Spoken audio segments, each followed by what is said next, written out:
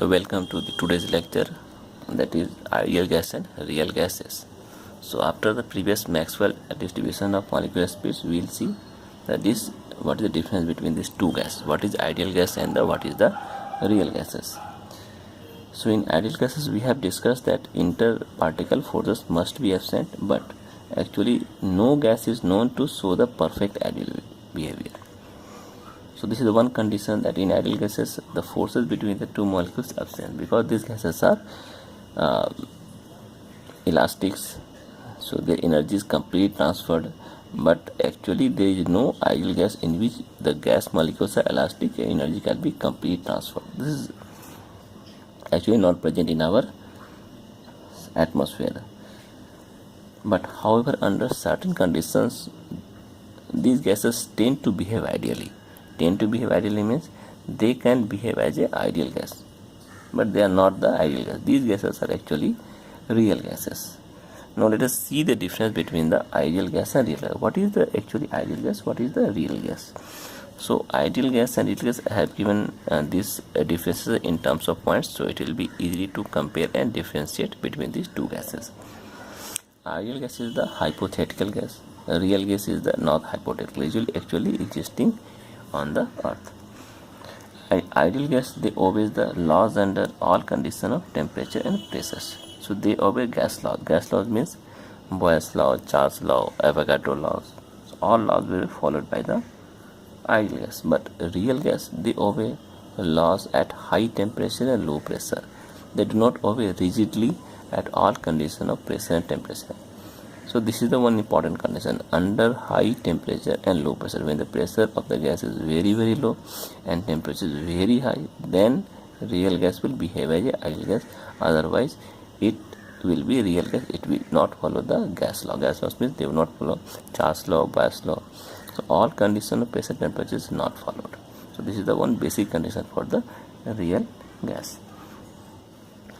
For ideal gas we have equation PV equal to nRT, but for real gases they obey the van der Waals equation. So this van der Waals equation we will study after this topic, what is actually this equation.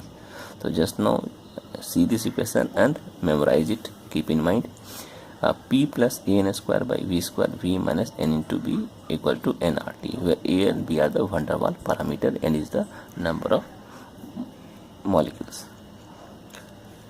So these two equations are different.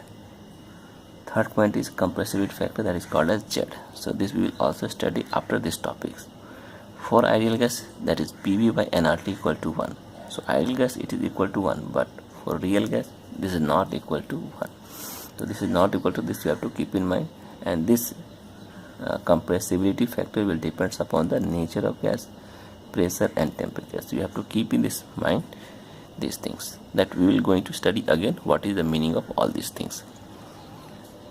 Intermolecular force among the gas molecule is 0. So here molecular force is 0, that we know that, but here intermolecular force is existing between the molecules, so it cannot be 0.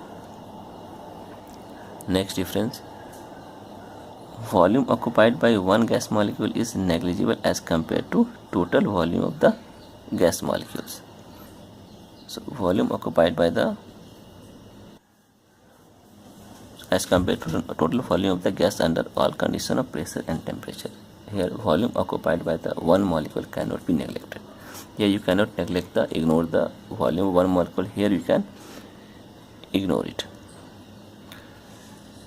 They expand without doing any external work, that is it shows no thermal change during its adiabatic expansion or compression, but it allowed to expand by doing external work, that is they show thermal change during their expansion under adiabatic conditions. So this is one condition, under adiabatic condition they will show thermal changes, but here no changes during the adiabatic expansion or compression. This we will study in coming topic. Now one more thing, so in Joule-Thomson coefficient effect, this is one condition in which there is no change in temperature of the ideal gas, that is the Joule-Thomson effect will be 0. But in this case it will show either cooling or heating. So this is the difference between ideal and real gas. In Joule-Thomson effect it can be 0, it will be not equal to 0. So if it is positive, then it shows that the real gas is undergoing cooling, and if it is negative, then it will show for heating. So real gases tends to show ideal behavior normally at average pressure and at Boyle's temperature range. So Boyle's temperature range, that is compressive factor equal to 1.